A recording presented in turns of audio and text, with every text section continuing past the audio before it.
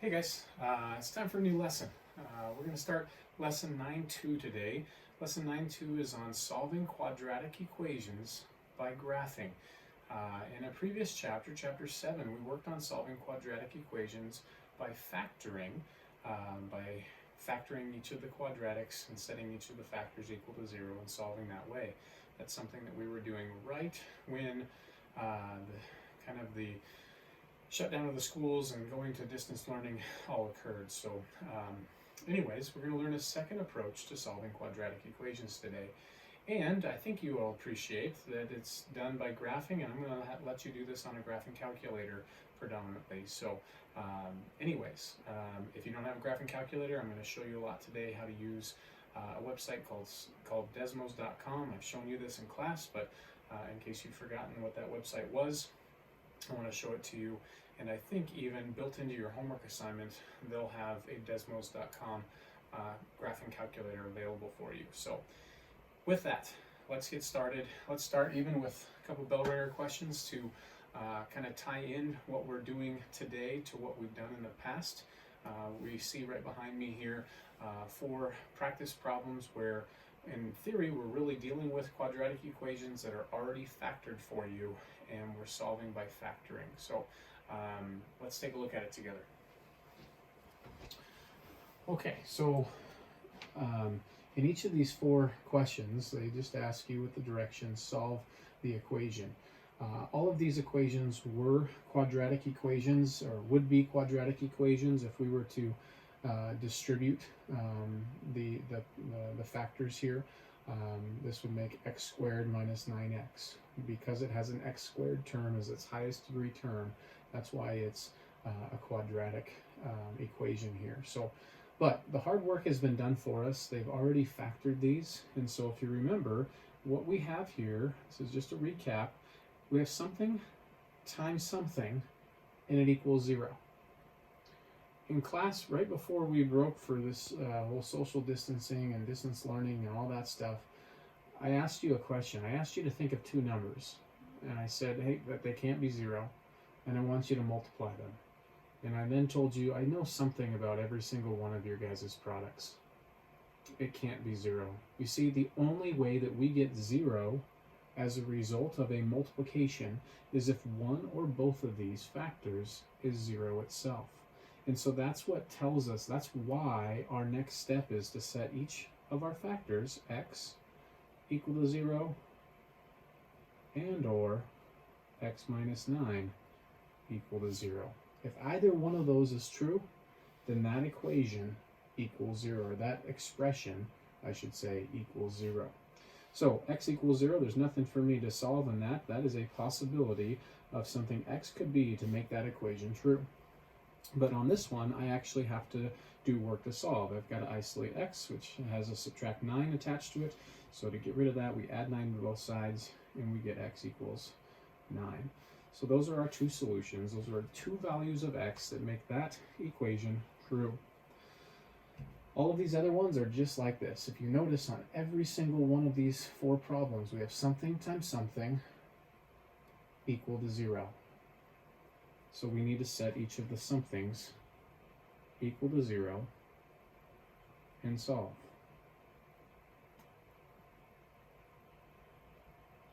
Okay? To solve 11t equals 0, I got to get rid of the 11 that's attached by multiplication by dividing. T equals 0 and or. Here there's a multi-step equation to solve. I've got to get rid of my weaker order, which is the addition, by subtracting and then divide. So that would be 2t equals negative 4. Divide, t equals negative 2. So those are our 2 solutions to that equation. Once more, I've got a factor s plus 10 times a factor s equaling 0. One or both of those needs to equal 0 in order for this equation to be true. Okay, so I'm going to solve for s by subtracting 10 on both sides. S equals negative 10 and or s equals 0. That was already solved for. Okay, and lastly, This one's slightly different because both of the factors are binomials. This is the only one of the four that has that, but it's really the same principle. Something times something equals 0. That means one of the somethings or both of the somethings must equal 0. Okay? To solve these, we're going to subtract 6 and then divide by 3. On this one, add the 16, divide by 4. Okay? And those are our two solutions there. All right, so again, this is part of what we did when we were solving quadratic equations by factoring. Here in this lesson, we're not going to be solving by factoring, but we're going to be solving in a different way. But that's the reason that bell ringer was there, is because it definitely relates to the lesson that we're going to do. That's just kind of the old way we've done it, and today I'm going to show you a new way, or a different way. There's many different ways that we can solve quadratics. Factoring was the first one that I've ever taught you, and now today we're going to learn how to solve quadratic equations by graphing. Let me go ahead and switch over to my computer here. Oh, that's that monitor. Let me see if I can.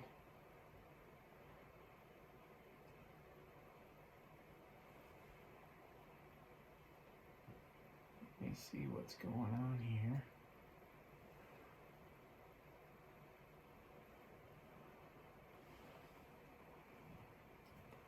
Hang with me for 1 second. There we go. Okay, sorry about that.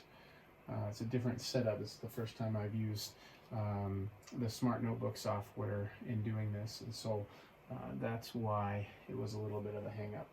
Okay, so anyways, here in this lesson, we've got a couple objectives. We need to be able to solve quadratic equations by graphing. That's kind of the title of this lesson, and that's the objective. Okay, and then lastly, we want to use graphs to find and approximate what are called the zeros of functions.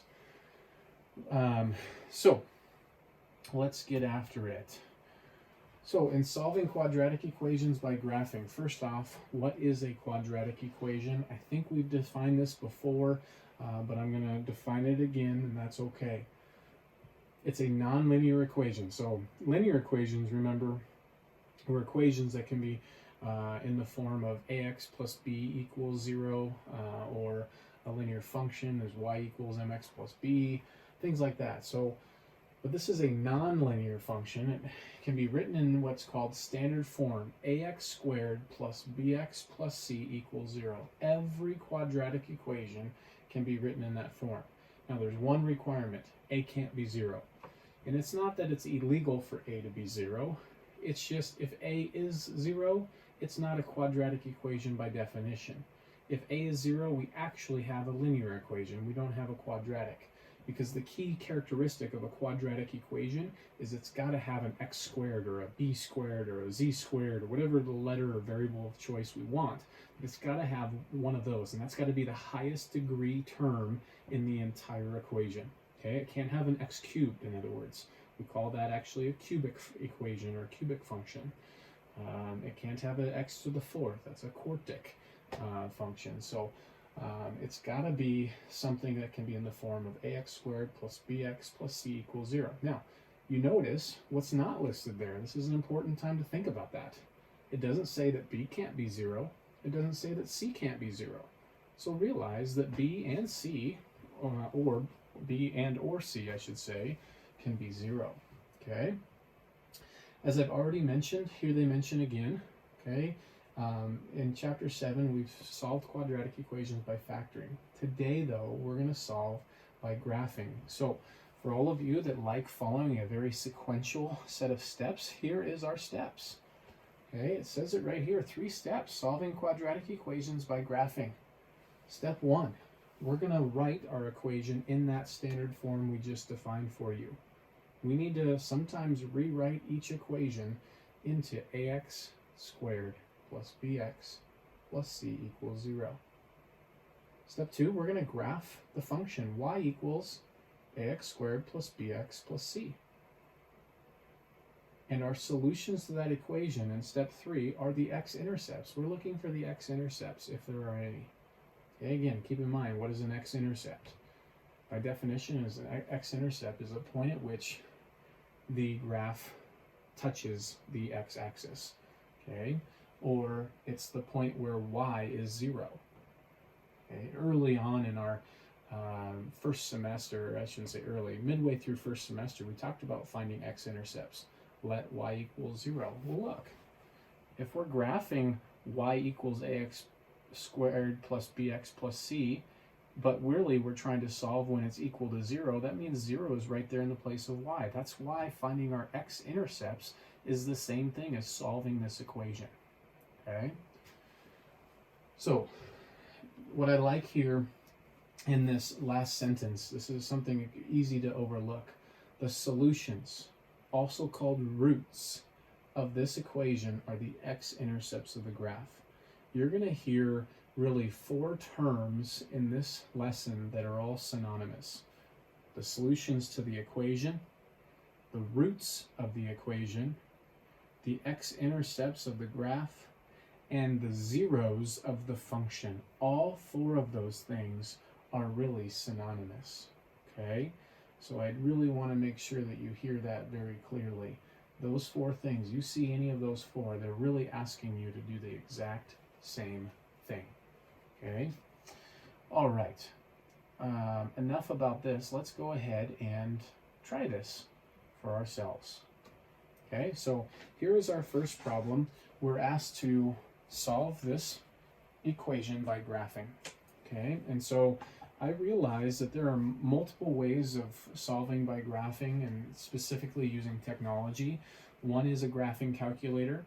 I'm going to show you how to do that on a graphing calculator at least a couple times, but my guess is most of my students at the Algebra 1 level do not have a graphing calculator of their own. Most of them are going to rely on a different graphing calculator, one that you can find on the web. And so the majority of my examples, I'm just going to use Desmos.com to help you with the solving by graphing. Okay, but here in these first couple ones, I'm going to show you how to do it on the graphing calculator and Desmos, just because I want to be able to meet each of my categories of students in terms of the technology they have available to them. Okay, so here's what we have. I'm going to switch over to my document camera here real quick. I wrote it down. Same question right there, solved by graphing. So if I was to go back a couple of slides, which I'm not going to, the first step in your notes said to rewrite this in standard form.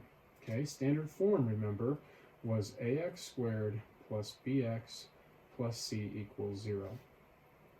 So hopefully you should be looking at this and thinking to yourself, well, how is this equation that's been given not in standard form? And hopefully this 3 is standing out to you. Standard form always has equal to 0. So how can I get rid of that 3? Oh, we can subtract 3 on both sides, right? So we'll subtract 3 on both sides, and this will now read x squared plus 2x minus 3 equals 0. Okay? Now, there are 2 ways that we can do this that I'm going to show you, as I've mentioned already. One is on the graphing calculator. So if you have a graphing calculator, I encourage you to follow these steps. Most of you that do have a graphing calculator have the exact same graphing calculator as me, the TI-84 Plus. If you're going to get a calculator, this is the one I do recommend, but you don't need to go get one for sure. Okay, so the very first place that we're going to go, step 2 in those set of 3 steps was to graph y equals x squared plus 2x minus 3. Y equals this thing. Okay, so I'm going to go ahead and go into y equals. Oh boy, don't want to see that stuff from my calculus class. And so I'll clear those out. And we're going to again type into y equals x squared plus 2x minus 3. So we have x. To find x, it's just this variable button x comma t comma theta comma n. X, and we need to square. So right here, x squared. Puts the exponent 2 on there. And then I now need to say plus 2x again, and then minus 3. Okay? Now, in order to graph this, or before graphing this, as I mentioned, oftentimes when we use the calculators in class, I highly recommend right now, before you hit the button graph, that you hit zoom. Who knows what has been done on this calculator before, so let's hit zoom and go down to number 6, zoom standard, and that will give us the normal 10 by 10 rectangular coordinate plane. Okay? Step 3 said to find the x-intercepts. Now, remember that I said at the very last line on that set of notes, I said, hey, there are really 4 things that are synonymous in this lesson.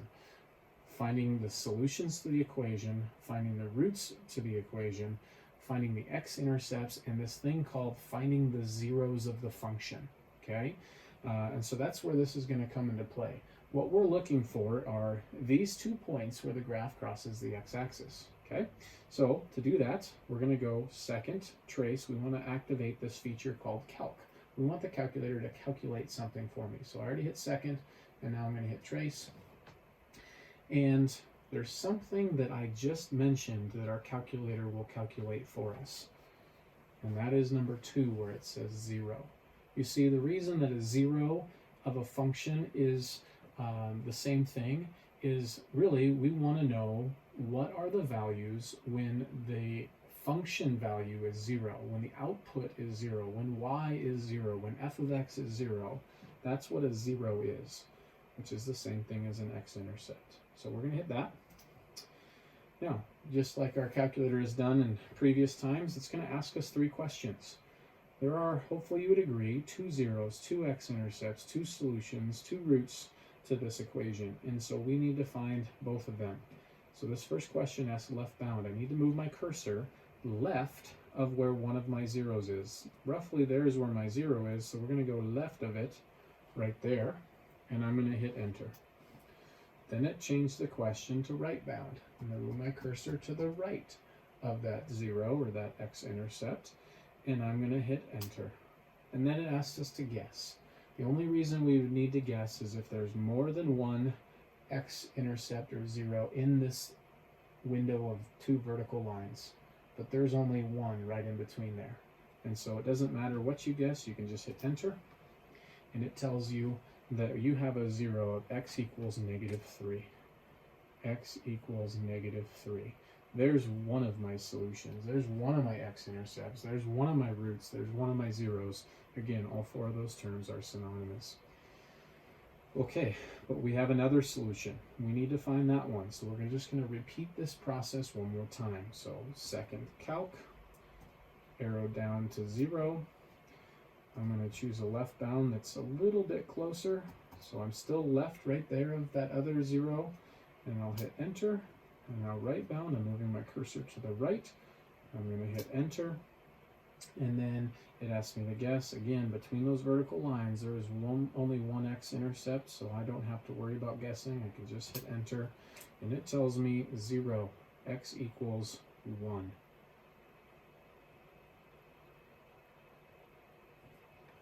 Okay? So, in our future problems, I probably am not going to go that slow through all the keystrokes and everything. So if you're struggling on future problems with, wait, what am I doing? Rewind this video back to this problem so that you can watch all those keystrokes again, okay?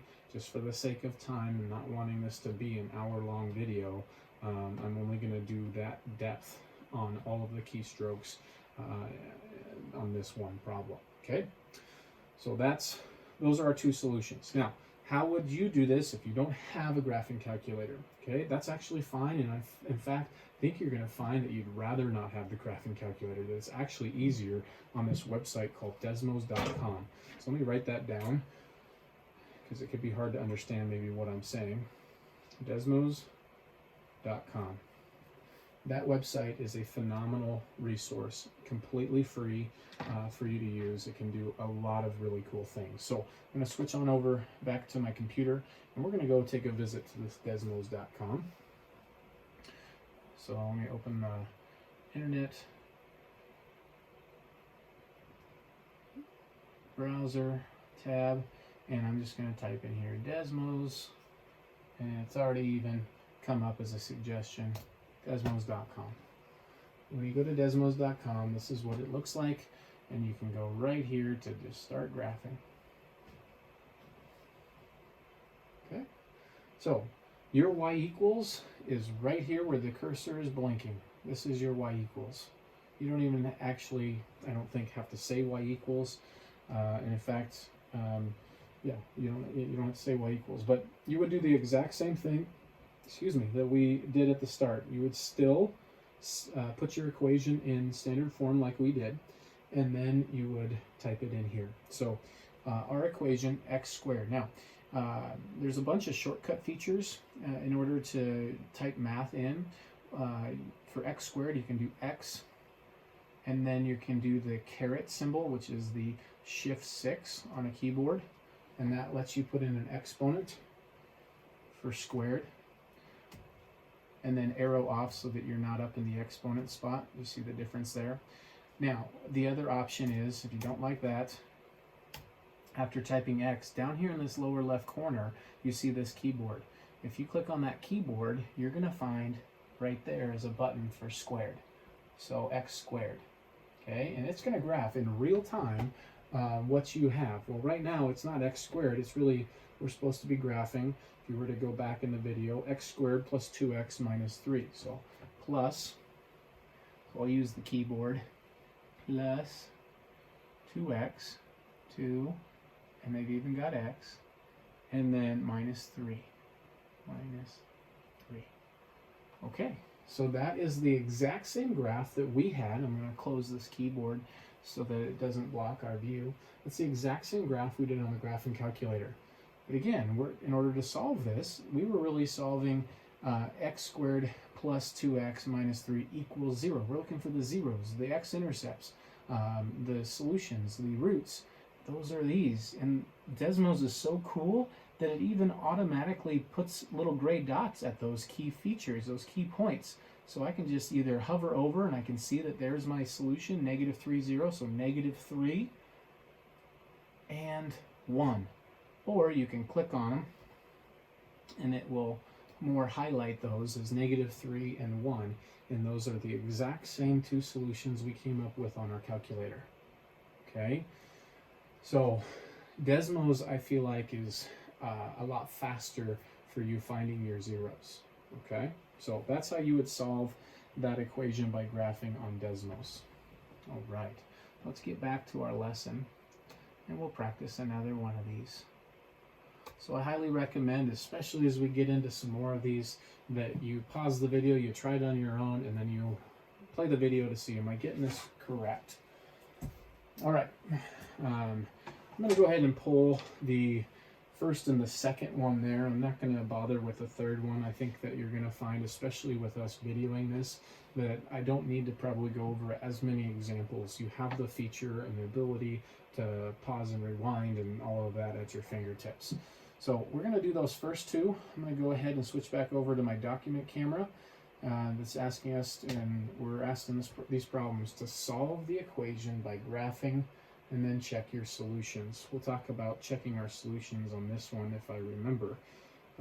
So first step again on all of these is to put it into standard form. So recall standard form, ax plus squared plus bx plus c equals 0. And hopefully as you look at number 1, you say, wait, it's in that form. Yep, it is.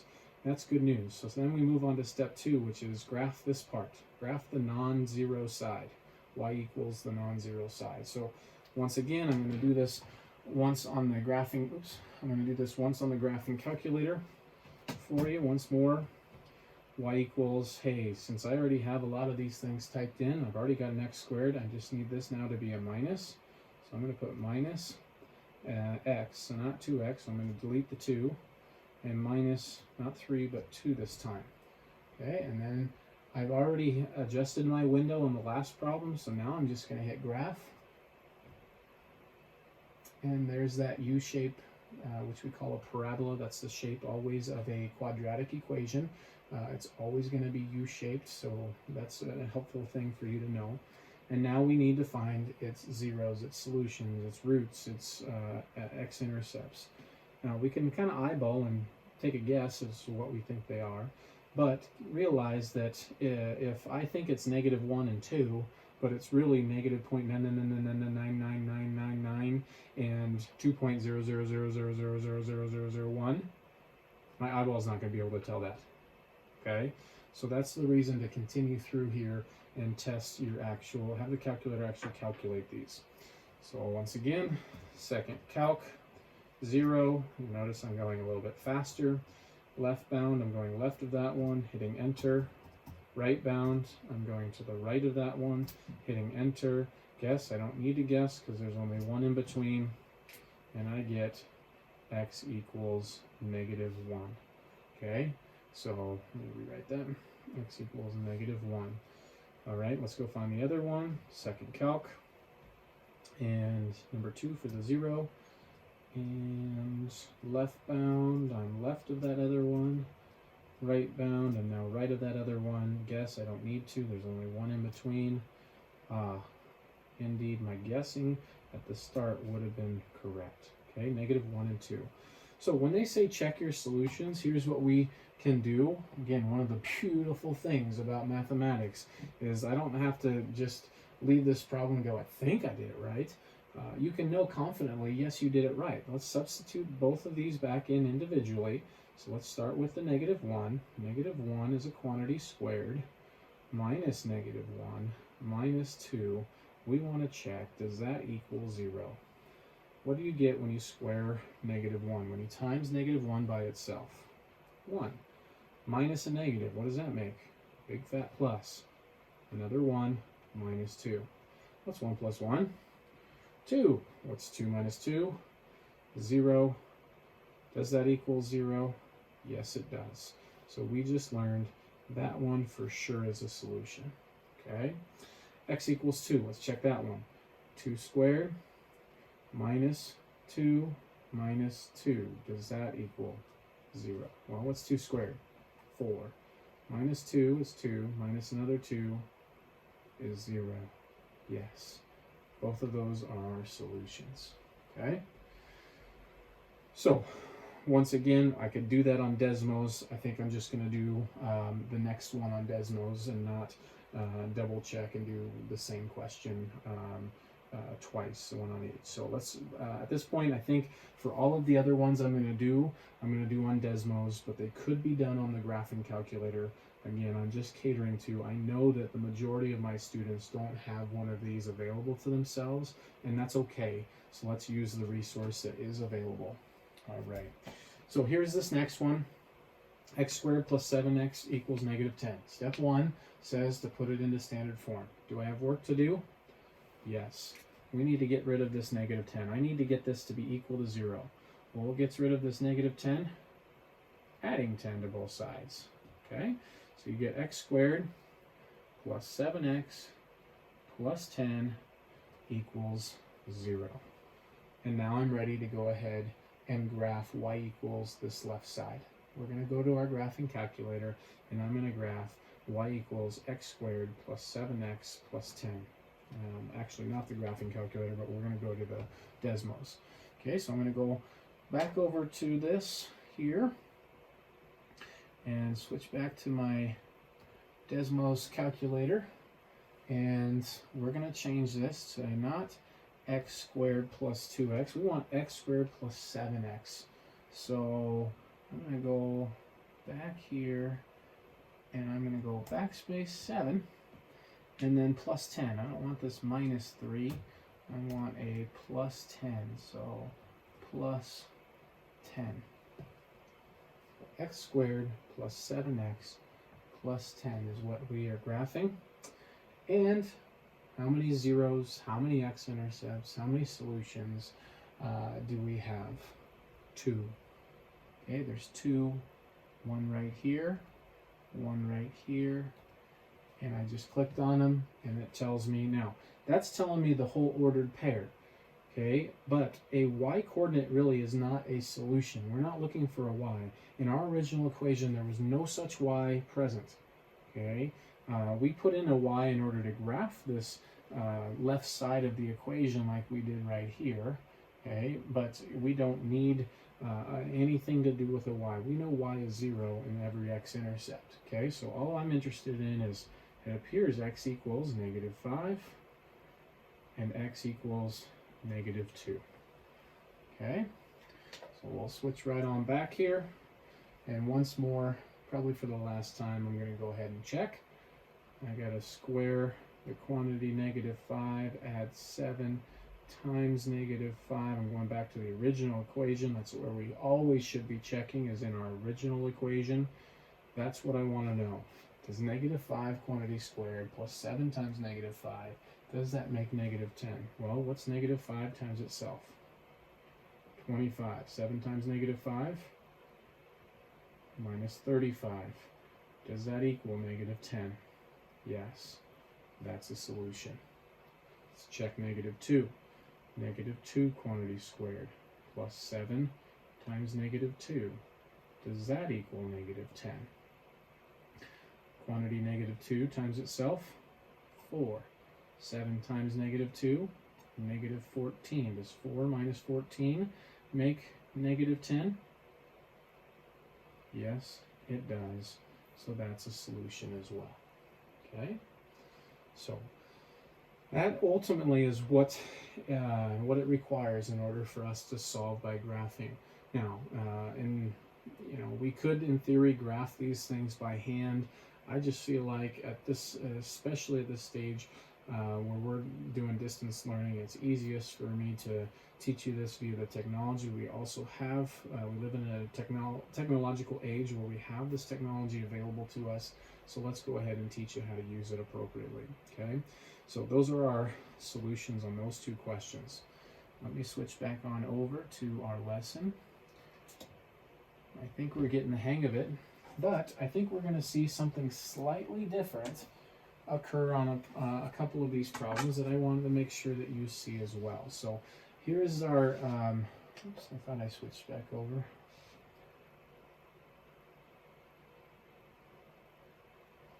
Okay. So here we have, sorry if that last problem, I was looking down in front of me and looking and at my computer screen, I wasn't looking at the projector. Sorry if that last problem did not show you what I was doing on Desmos. I'm worried that that is the case, but you're going to see lots of examples where you'll see me on Desmos, so that's not the end of the world, but I do apologize. All right, so we're going to solve this next one by graphing, and I've written that down over here. In fact, I've written a few of these down that we can do together. And I'll make sure that I show Desmos at this time. All right, solve by graphing. X squared minus 8x equals -16. Again, step one that you saw at the very beginning of this lesson is to put this into standard form. Standard form has equal to 0, not equal to -16. So we need to get rid of that -16. So we'll add 16 to both sides. And we get x squared minus 8x plus 16 equals 0.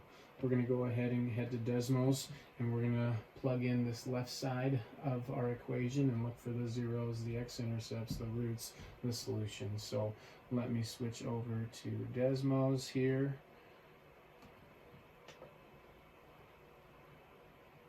There you have it. And let's go ahead and change this equation or expression to not x squared plus 7x plus 10, but x squared minus 8x. So change that plus to a minus, change that 7 to an 8, excuse me, and we don't want plus 10, we want plus 16. Can you see what's different about this problem? There's a reason I included this. Hopefully you're telling yourself, wait, there doesn't appear to be two solutions, 2 zeros, 2 x-intercepts, 2 roots. There appears to be only one, and that's exactly true. You see, when you have a U-shaped graph, it doesn't have to cross the x-axis twice. It could cross or touch the x-axis once, as you see here, and hopefully you can visualize how it can actually never cross the x-axis. And so that's something important for you to see. Okay, so in this case, we aren't looking for 2 solutions, we're only looking for 1. And again, Desmos is so wonderful, it just kind of highlights it for us. We come over here, we click on it, and our solution is x equals 4. x equals 4. We have now solved that. Okay, let's try another one. Again, with all of these examples, pause the video, try it on your own. That's a way for you to check for your own understanding. Are you getting this? That's the whole goal of learning, is you being able to do this. Not you doing it with me, but you doing it on your own. So have the discipline to pause the video and try it on your own. So this next one that we're going to do says negative x squared equals 2x plus 4. That's not in standard form, should be your first thought. We need to get this equal to 0, and there's a couple ways we could do it, but the easiest way would be to move this negative x squared term over. It's the only term that's by itself, and so we can easily get that to be 0 by just getting rid of a subtraction by adding x squared to both sides. So this side is now 0. The right side is x squared plus 2x plus 4. And so now we're going to go ahead and we're going to try to graph this part, x squared plus 2x plus 4. And we're going to take a look and see what we get. Okay, so I'm going to switch on over one more time to Desmos. Here on Desmos, I'm going to put in here x squared plus 2x and then plus 4. And there's the graph. Wait, how many times does this graph cross the x-axis or touch the x-axis? How many x-intercepts? How many solutions? How many zeros? How many roots? There are none. This U-shaped graph, this parabola, never touches the x-axis. This is such an important problem for you to see, is we don't always get a solution. Okay, this one has no solutions. So we could say no solution, or as you hopefully remember in class, we can do that symbol that is our empty set symbol. Our solution set is empty. We don't have a solution. Okay, that's our solution. That is no solution is another option. Okay, so I'm so glad that I've included the examples I have. So you've seen in this moment, you've seen that we can get two solutions, one solution, or no solution to quadratic equations. All right, and I should say no real solutions. In an Algebra 2 class, you'll actually see how this has what are called two imaginary solutions. Okay, but that's beyond Algebra 1 scope. All right, let's do one more of these together before we start changing things slightly. And that is right here, says x squared plus 4x equals 0. Now question, is this in standard form? Hopefully your answer is yes. If it's not yes, you're worried about how there's no c value. But if you remember at the start, remember we said to be a quadratic equation, it had to be in the form ax squared plus bx plus c equals 0. And the only requirement was that a couldn't be 0. My a is 1. My a is not 0, so that's good. But I never said that b and c, or b and or c is how I worded it, could not be 0. Either one of those or both of those could be 0. So this is in standard form. All right, so we're going to go ahead and again graph this left side in this case, x squared plus 4x. So I'm going to head back over to Desmos, and we want x squared plus 4x this time. So how many zeros, how many solutions, how many roots do we have here? We have 2. What are they? Well, let's see. Hover over, I'll click on them. Looks like we have x equals, again, all I care about are the x values. Negative 4 and x equals 0. Our two solutions, x equals negative 4 and x equals 0. There you have it. Okay, so hopefully seeing a lot of these examples is helpful for you. That's the whole reason I'm doing it. And let's take a look at something else here. Let's get back to our lesson. I always like to make sure I'm not going off on any rabbit holes. I think, or rabbit trails. Let's see here. I think we've tried a couple of those, so that's good. So what about a problem like this? This problem's a little different, but really I hope that you would look at this and say, well, actually this is easier, Mr. Breen. And you're right if you say that, because really the graph has already been provided. That's a whole step in this process that you wouldn't have to do. The other thing that's a little different about this problem is they actually this is where they, for the first time other than what I've been doing, I've been very intentional about utilizing this vocabulary word zeros right from the start, so that when you see it here, it doesn't throw you off. A zero is the same thing as an x-intercept. If you want to be technical, when you're talking about a function, they almost always will say the zero of the function.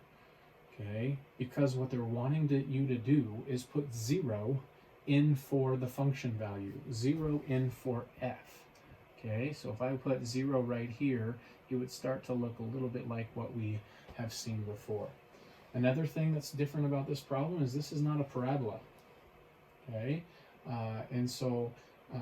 but the same principle still applies. What do you think the zeros are here? Hopefully your eyes are going right here. If you can see my cursor, follow my cursor. Hopefully your eyes are going right here, which looks like what number? 3. And right here, which looks like what number? 2. And right here, which looks like what number? -1.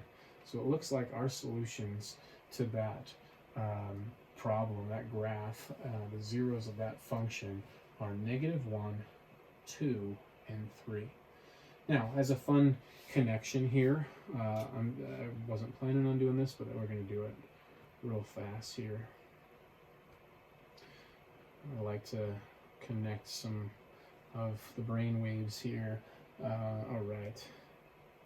So this is what I'm talking. I'm going to switch back over to the dot cam. This is what I'm talking about. This was the function that was given, and we're asked to find the zeros. So we're looking for this. 0 in the place of f of x. That's what I was talking about. Well, I could go ahead and this has got a lot. Hopefully this is starting to make you think, wait, that bell ringer that we did looked a lot like this.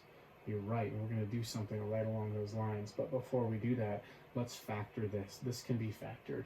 Okay, if you remember that factoring robot, what we were working on right before we broke to distance learning, this is has no GCF.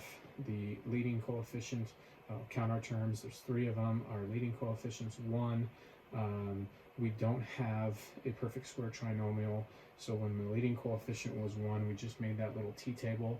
What multiplies to make -2 and adds to make our b value, which is -1. Oh, that's -2 times 1. -2 plus 1. Great. So that means this factored as x minus 2 and x plus 1. And I'll bring down my x minus 3. And now, class, this is nothing different than what our bell ringer was, other than we have 3 factors. We have 3 things that are multiplying together that make 0. Well, if I asked you to pick 3 numbers, none of them could be 0, and multiply them together, the only thing I could really tell you about every single one of my students' numbers that are in their head right now is that it's not 0. Because the only way you get 0 out of multiplication, there's a multiplication, is if 1, 2 of them, or all 3 of them are 0. So, set each factor equal to 0. And solve.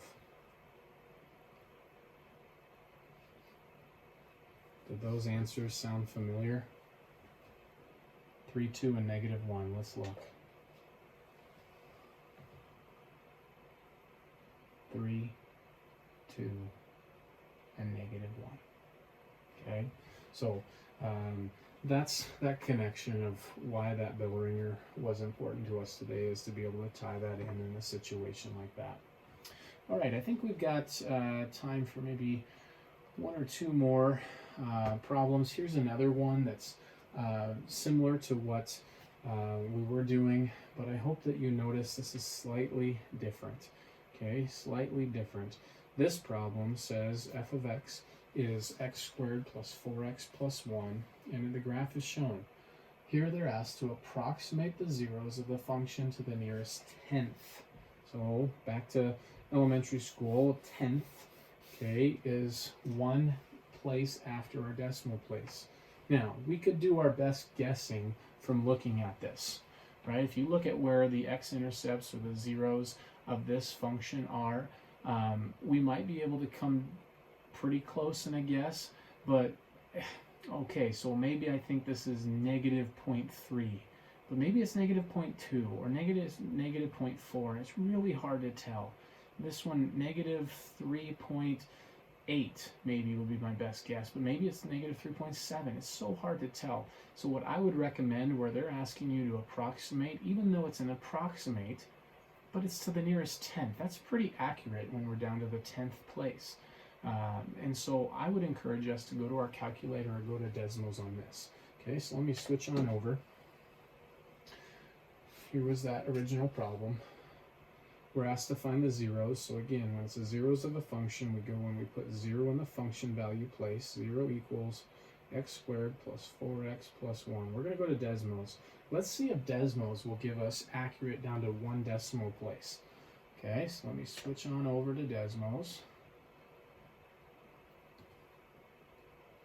Okay, I need to change my function over here to x squared plus 4. Hey, that's what I've already got, but I need plus 1.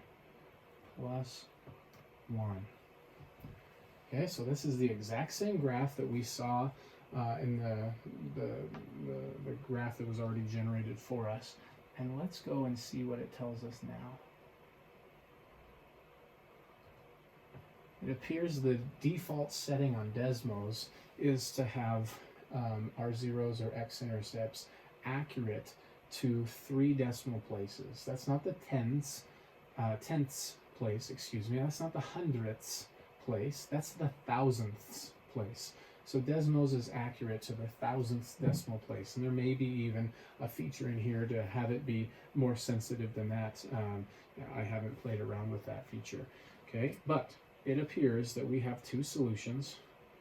X equals negative, or x is approximately negative 3.732, if I'm reading that correctly, and x is approximately negative 0.268. So let's go back here and remind ourselves about rounding. Nearest tenth. The 10th place is right here and right here. Whenever we're rounding, we look at the number after. Okay, if that number after is 5 or bigger, we round up. If it's less than 5, we just chop it off. So 3 is less than 5, we're chopping all that off. So we're saying approximately negative 3.7. Here's the number after, 6, bigger than 5, we round up. So this is approximately negative 0.3. Okay, those would be our 2 solutions to that. Graphing calculator, exactly the same way. Graphing calculator will actually have more decimal places, typically as the default, though that can be changed as well. Okay. All right, let me see if there's anything else that I wanted to conclude with here. Let me get over to our lesson. I think that we've done enough. I think we're suffice. I think those last 2 examples there are just 2 other ones that are pretty similar to what we've already done. So hopefully this helps provide the necessary instruction for you to help you now solve quadratic equations by graphing using technology, whether a graphing calculator if you have it, or Desmos.com is what I recommend for those that don't. And maybe even those that do, because I think you saw from watching this video that Desmos is a lot more efficient at finding the x-intercepts, the zeros, the solution, or the roots of an equation. Okay, so please reach out with any questions that you have. If you have further questions, I'd love to help. As always, stay safe, be well. We'll catch you later.